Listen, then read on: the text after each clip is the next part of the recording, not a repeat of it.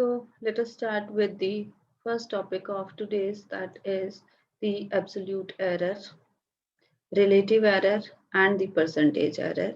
How the question will come in the exam.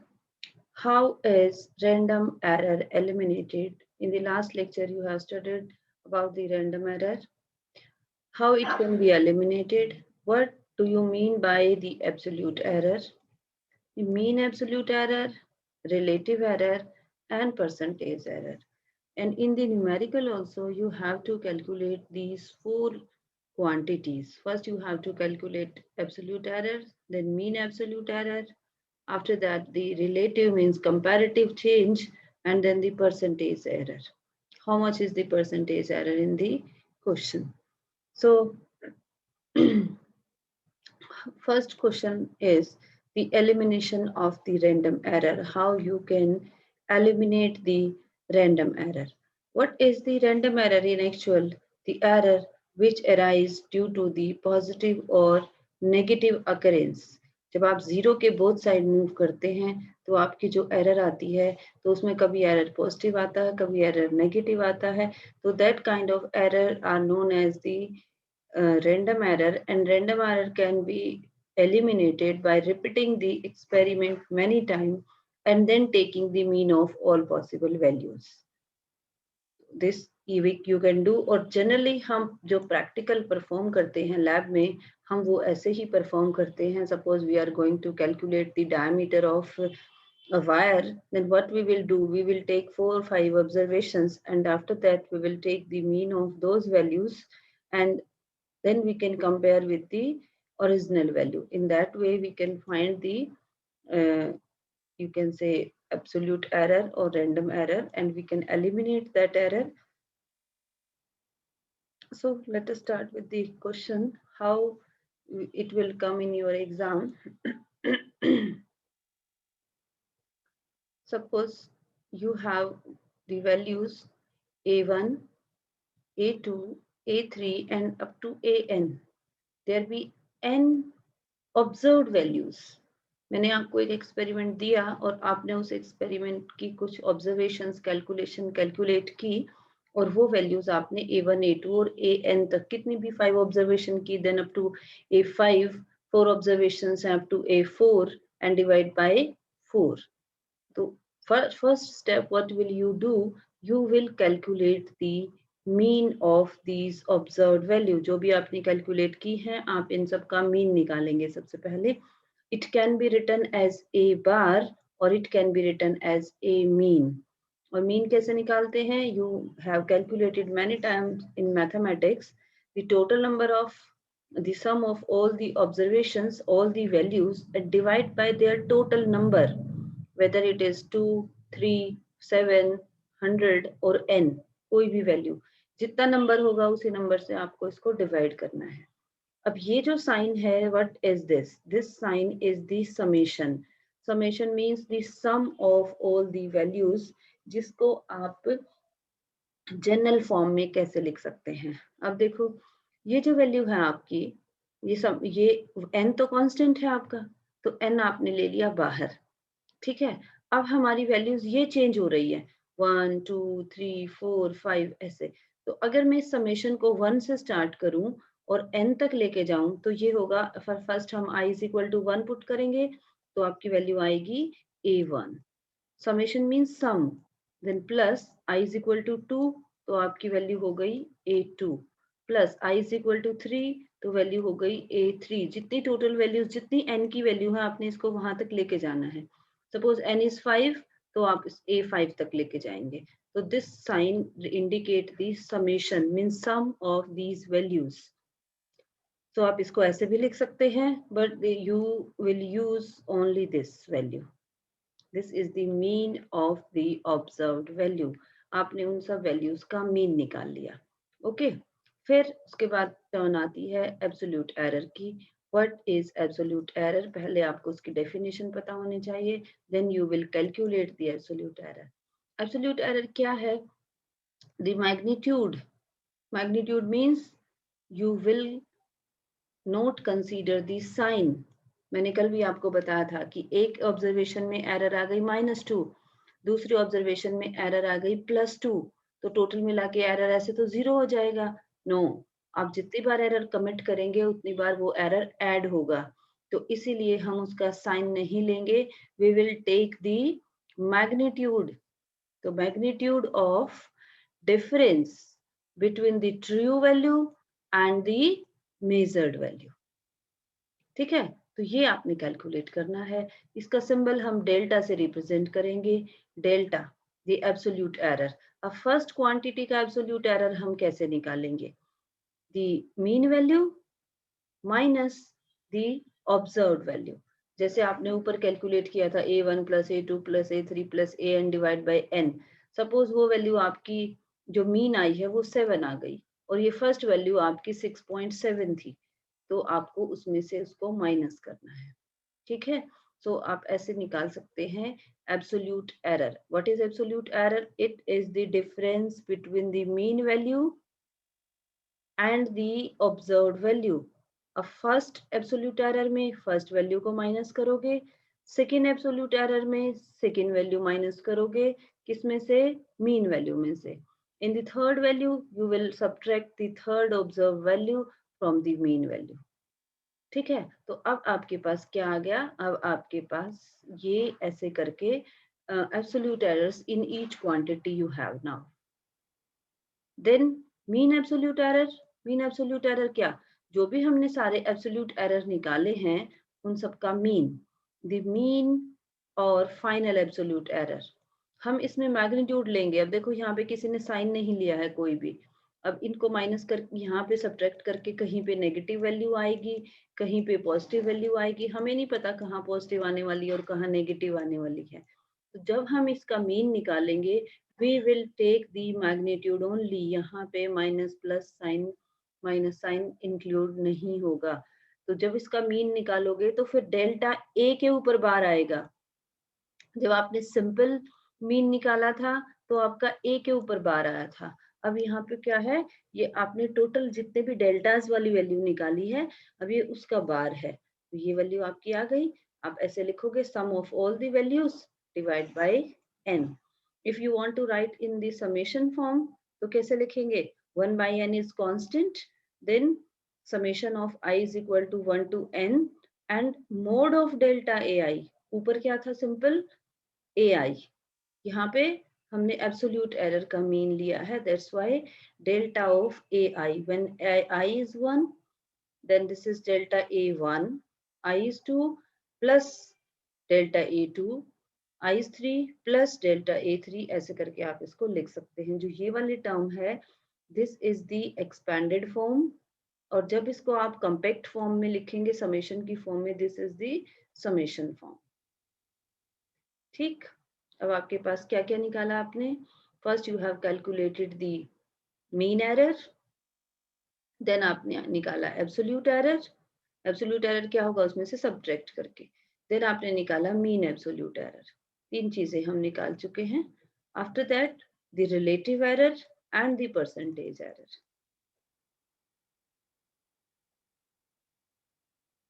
अब ये आपकी आ गई relative error. Relative is the comparative study, how it is changing. तो relative error क्या है? ये हमारी थी मीन एब्सोल्यूट एरर। ठीक है, मीन एब्स, और ये थी हमारी ट्रू वैल्यू। ट्रू वैल्यू मतलब the mean value of all the values, जो बिल्कुल स्टार्टिंग में हमने मीन वैल्यू निकाली थी। क्योंकि किसी केस में हो सकता है आपको स्टैंडर्ड वैल्यू ना गिवन हो, ट्रू वैल्यू ना गिवन हो। तो ट्रू वैल्यू अगर गिवन नहीं है तो आप उन सबका पहले मीन निकालेंगे। तो रिलेटिव एरर क्या हुई? It is the ratio of mean absolute error to the true value. ठीक है, तो ये हो गई आपकी relative error. And when you multiply this relative error by the 100%, then it is called as percentage error। तो आप इसको परसेंटेज एरर में कैलकुलेट कर सकते हैं। ये 4 स्टेप्स हैं जो आपको करने हैं। यही 4 स्टेप्स हैं जो आपको एक एरर फाइंड आउट करने में हेल्प करेंगे। Okay, so let us do one numerical, और उससे आपको पूरा क्वेश्चन क्लियर हो जाए। What is now the question? In succession, in successive measurements, the reading of the time period of oscillation of a simple pendulum were found to be this one, A1, A2, A3, A4, A5. एक बच्चे ने experiment किया और time period of oscillation ऐसे find out किया। ठीक है, तो आपको क्या निकालना है? Mean value. तो मीन वैल्यू अब आपकी निकलेगी ये, आपको मालूम है मीन वैल्यू हम कैसे निकालते हैं। एड ऑल दी वैल्यूज, और कितनी है ये 1 2 3 4 5 डिवाइड बाय द नंबर 5। तो आपकी आ गई मीन वैल्यू। मीन वैल्यू, और देखो आपका क्वेश्चन क्या था, राउंड ऑफ में टू डेसिमल प्लेस तक है। यहाँ पे जब आपने किया तो 3 डेसिमल प्लेस तक आया। Now you have to round off it. ये आपका आ गया मीन वैल्यू। मीन वैल्यू मतलब अब इस वैल्यू को आप स्टैंडर्ड वैल्यू मान के चलेंगे कि ये हमारे आंसर के बिल्कुल क्लोज है, कि ये आपकी ट्रू वैल्यू है। ये आप मान के चलेंगे क्योंकि ट्रू वैल्यू क्वेश्चन में नहीं दी हुई है। That's why you will take this mean as the true value, or we will consider that this value is close to our answer. ठीक है, अब सेकेंड क्वेश्चन आपको क्या कैलकुलेट करना है? Absolute error in each measurement. इसने बोला है कि हर मेजरमेंट में एब्सोल्यूट एरर फाइंड आउट करो। We have calculated in the expression. क्या था? First error, first absolute error क्या होगा? जो आपकी ये ट्रू वैल्यू थी this, minus first value this one. Second absolute error 2.62 minus second value, then 2.62. Why? Because this 2.62 is now our true value. 2.62 minus 2.42, then 2.62 minus 2.71, 2.62 minus 2.80, और इन सबको solve करके अब आपके पास क्या आ गया? ये आ गई the absolute error in each term. फिर आपको निकालनी है mean absolute error. Mean absolute error कैसे निकालेंगे? By not considering their sign we will add all these values. हमें इनका मोड लेना है, साइन नहीं लेना है। मैंने ये बात आपको फिर भी बताई थी। कभी आप पॉजिटिव एरर कमिट करेंगे, कभी आप नेगेटिव एरर कमिट करेंगे, लेकिन उन सब का सम जो होगा वो प्लस साइन के साथ होगा, माइनस साइन के साथ नहीं होगा। जो एरर आपने कमिट कर दिया, that error will suffer your answer. तो अब यहाँ पे सारी वैल्यूज आपने प्लस प्लस प्लस करके ले ली, और ये आपकी आ गई अब मीन एब्सोल्यूट एरर। जितनी भी एब्सोल्यूट एरर आई थी हर क्वांटिटी में अलग अलग, उसके बाद आपने उसकी मीन एब्सोल्यूट एरर निकाल दी, और वो वैल्यू आ गई आपकी 0.11 second. This is the mean absolute error. इसको भी आपने 2 डेसिमल प्लेस तक राउंड ऑफ करना है, बिकॉज आपके क्वेश्चन में जो राउंड ऑफ है that is up to 2 decimal place. ठीक है,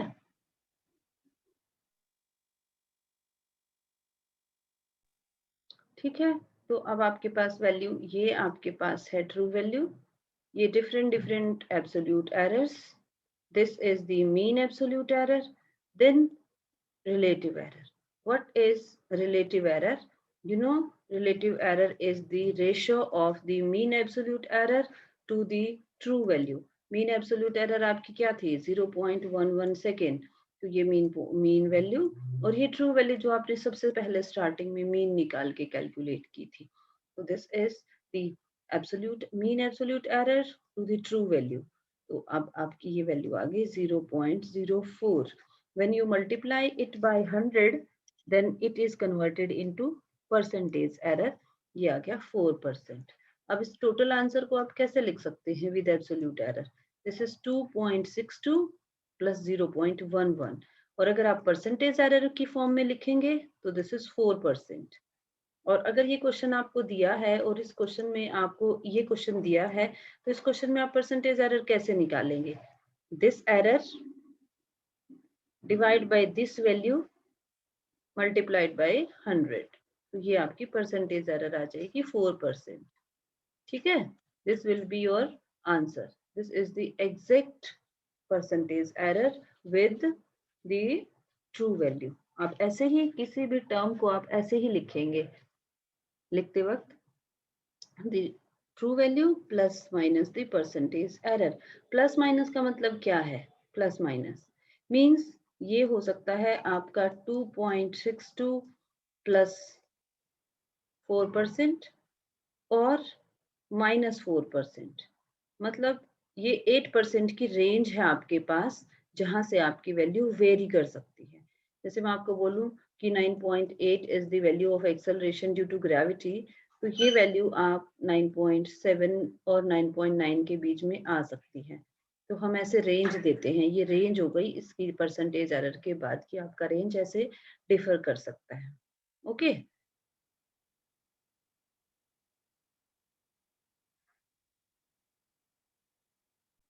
only you have to learn these combinations of error.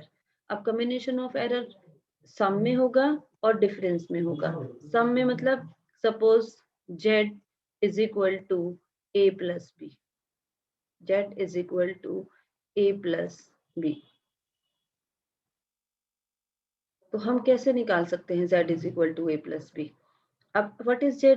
z is the actual value जिसमें आपके पास दो वैल्यूज दी होंगी a and b, where delta z is the error in z measurement. जब आप z को मेजर करेंगे तो डेल्टा z का एरर हो सकता है और ये एरर प्लस माइनस दोनों केसेस में हो सकता है। ठीक है, del a is the true value and delta a, that may be the error in measurement of a, and here delta b is the error in measurement of b.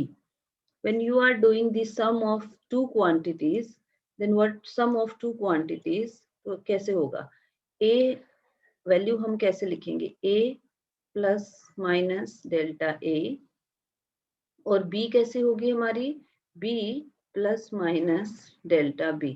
और जब हम इन दोनों वैल्यूज को ऐड करेंगे तो addition में हमारे पास जो एरर आएगा वो इस फॉर्म में आएगा। This is the formula for the addition.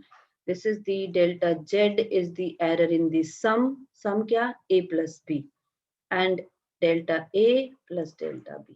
अगर आप डिफरेंस कैलकुलेट करेंगे तो भी आई टोल्ड यू कि डिफरेंस में एरर सब्ट्रैक्ट नहीं होगा, तो सब्ट्रैक्ट नहीं होगा तो we will add the error in both the cases, whether you are doing the sum or you are doing the difference, in both the cases the error will add up। ठीक है, only learn this formula. We will implement this formula in the numericals. In tomorrow's class, we will discuss the numerical of addition, subtraction, multiplication, and division. So second formula is error in the product and division of two quantities. Suppose Z is equal to A multiplied by B. अगर ऐसी दो quantities हैं, जैसे आप निकालते हो area, area is length into breadth, तो आप एरर कैसे कंसीडर करेंगे? फिर आपने लिया z is equal to a divide by b, जैसे डेंसिटी मास अपॉन वॉल्यूम। अगर टू क्वांटिटीज को आप डिवाइड कर रहे हैं या मल्टीप्लाई कर रहे हैं तो उस टाइम आप एरर कैसे कैलकुलेट करेंगे? The error is calculated as delta z by z is equal to delta A by A del plus minus delta B by B। The plus minus sign यहाँ पे भी लगा सकते हो आप। प्लस माइनस का मतलब क्या है? दी एरर में बी इन माइनस और एरर में be in plus, but finally what you have to do, you have to calculate the magnitude only। आपको तो साइन लेना ही नहीं है, फाइनली आपने सारे के सारे आंसर्स जो है वो मैग्नीट्यूड में लेने हैं। तो चाहे आप प्रोडक्ट करते हैं चाहे आप डिवीजन करते हैं, in both the cases the formula will be same। this is delta z by z, delta a by a plus delta b by b। और अगर हमें परसेंटेज एरर निकालना है तो मल्टीप्लाइड बोथ साइड बाय 100, तो आप यहाँ से इसका सिंपली परसेंटेज एरर भी निकाल सकते हैं। Got my point? अब आपके पास थर्ड केस है। Third case is error in the power of A quantity. अगर सपोज ये तो सिंपल था, a plus a into b, a divided by b। Suppose error is in the power of a quantity a raised to power n multiplied by b raised to power m and whole divide by c raise to power l।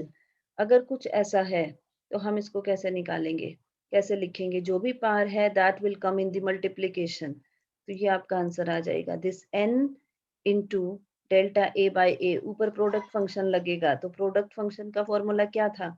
ये वाला। Power will come in the multiplication n into delta a by A, यहाँ पे plus है, plus m into delta b by b। और अब इसमें division का formula लगेगा, डिवीजन में भी सिंपल प्लस हो जाएगा, so plus l into delta C by C. So this is the formula for the powers of a physical quantity. All these three formulas are very much important और कल हम इसके numerical करेंगे। Chapter में, error chapter में 90% आपका numerical ही आता है, ठीक है।